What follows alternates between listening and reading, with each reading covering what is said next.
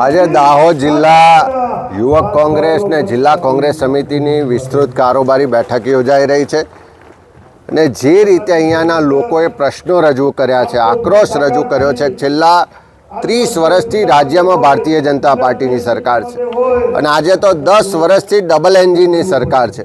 તેમ છતાં પણ આ જિલ્લામાં પ્રાથમિક સુવિધાઓનો અભાવ છે, પીવાના પાણીની સમસ્યાઓ છે, આરોગ્યની સુવિધાઓ નથી, શાળાના ઓરડાઓ જર્જરિત છે. અને બીજી બાજુ આ આદિવાસી સમાજ, આ પછાત સમાજ જ્યારે પોતાના હક અધિકારની વાત કરે ત્યારે સરકાર દ્વારા એને ડરાવવા દબાવવામાં આવે છે. એક તરફ સરકાર તરફથી 100 ચોરસ વારનો પ્લોટ પણ આપવામાં નથી આવતો અને બીજી તરફ સરકાર દ્વારા કોરિડોરના નામે, એરપોર્ટના નામે આ આદિવાસી સમાજની મામૂલી જમીનો છીનવવાનો પ્રયાસ થઈ રહ્યો છે.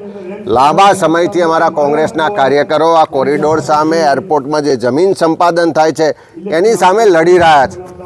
એરપોર્ટ બને એની સામે વાંધો નથી, કોરિડોર બને એની સામે વાંધો નહીં, પણ જે ખેડૂતોની જમીન છીનવાઈ રહી છે એને જમીનની સામે જમીન આપવામાં આવે.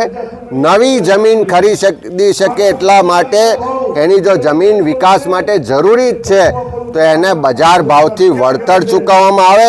બાકી આદિવાસી ખેડૂતના ભોગે વિકાસ કરો એ કોઈ પણ સંજોગોમાં સ્વીકારી શકાય નહીં.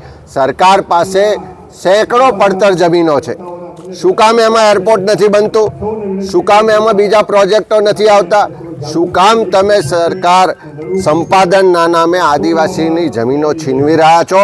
ત્યારે આ લડાઈને કોંગ્રેસ પક્ષ સમર્થન કરે છે, ખેડૂતોની સાથે છે અને આવનારા દિવસોમાં પણ દાહોદ જિલ્લાના આદિવાસી સમાજના જે પ્રશ્નો છે, જે સમસ્યાઓ છે અને ખાસ કરીને જમીન સંપાદન જબરજસ્તી કરવામાં આવી રહ્યું છે એની સામેની લડાઈ કોંગ્રેસ પક્ષ લડશે.